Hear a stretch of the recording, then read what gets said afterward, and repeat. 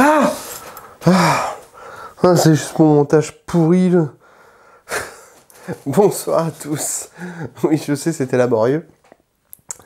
Aujourd'hui, plein feu sur Annabelle, le préquel, le spin-off du Conjuring de James Wan. Réalisé par John R. Leonetti, avec Annabelle Wallis, Ward Horton et Alfred Woodard, et d'autres acteurs très peu connus.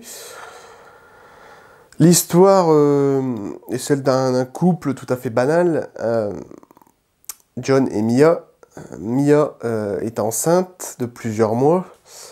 Pour la naissance du petit, John décide d'offrir une poupée à sa femme, puisqu'elle fait collection de poupées. Du soir même, un drame se produit, un couple de satanistes tente de les assassiner. La police arrive à temps pour les sauver. Et quelques semaines plus tard, surtout Mia, s'aperçoit qu'il se passe des choses bizarres liées plus ou moins à cette poupée. Alors, ça reprend tous les clichés du film d'horreur tout à fait banal, de possession de démons, fantômes, etc. C'est vraiment le truc classique. Rempli de jumpscares, évidemment. Même pas tant que ça. C'est vraiment pas le pire que j'ai vu en termes de jumpscares. Qu'en est-il de celui-ci? C'est plutôt correct dans l'ensemble, même si la fin m'a plutôt déçu, mais j'y reviendrai en fin de vidéo. Les personnages sont pas trop cons, pour une fois. Parce que dans les films d'horreur, généralement, on nous met toujours des personnages un petit peu idiots. Ici, ça va, ils pigent assez vite la situation, surtout Mia, qui pige assez vite la chose, du coup. Qu'il se passe vraiment des trucs bizarres et que c'est vraiment pas normal. Ça reprend, je disais, tous les clichés, tous les stéréotypes du style on va appeler le prêtre pour qu'il nous aide, etc. à évacuer cette présence démoniaque. Les musiques sont pas mal du tout. Elles m'ont totalement rappelé ce qui avait été fait dans Insidious. D'ailleurs, c'est le même compositeur, je crois. Le même compositeur que Insidious et Conjuring, qui revient ici du coup.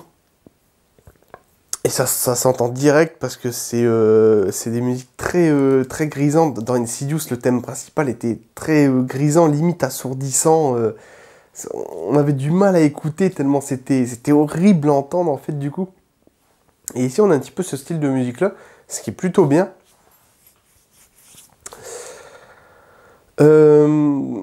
Qu'est-ce que je voulais dire d'autre? J'avais pris quelques petites notes, mais de toute façon, il n'y a pas grand-chose à dire sur ce film. La fin m'a fait penser, elle est totalement différente, mais dans Conjuring, par exemple, j'avais trouvé le film très bien, correct, mais à la fin, je m'étais dit, c'est tout, il n'y a que ça. Et ici, c'est pareil, quand on arrive sur le dernier acte du film, il y a un manque. Il manque un truc, on se dit merde, ça se finit comme ça, c'est tout. On a déjà vu beaucoup plus spectaculaire dans des films d'horreur. Et moi j'aime bien justement ces originalités dans les films d'horreur, de faire un truc beaucoup plus spectaculaire, parce que là on a vraiment rien quoi, c'est un peu plat, malheureusement. Et dans Conjuring, j'avais trouvé que c'était exactement la même chose. Bon, voilà. Mais bon, c'est un petit peu dommage. Après, dans l'esprit, le film reste plutôt correct. Bien qu'on n'ait pas beaucoup d'images on voit pas beaucoup le fameux démon, quoi, du coup.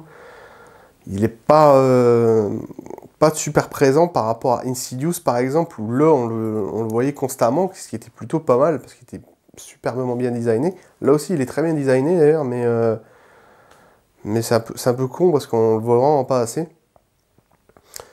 Personnellement, j'étais dans la salle, je n'ai sursauté à aucun moment.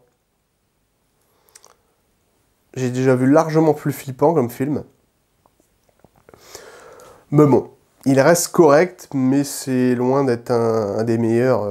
Insidious ou même Conjuring était plutôt... Enfin, était mieux quand même. Ouais. Bah bon, il reste correct. En termes de film d'horreur, ça va, il fait le boulot. Il fait le boulot demandé. Voilà, c'est à peu près tout ce que j'ai à dire sur Annabelle. N'oubliez pas que le cinéma est un art. Ciao!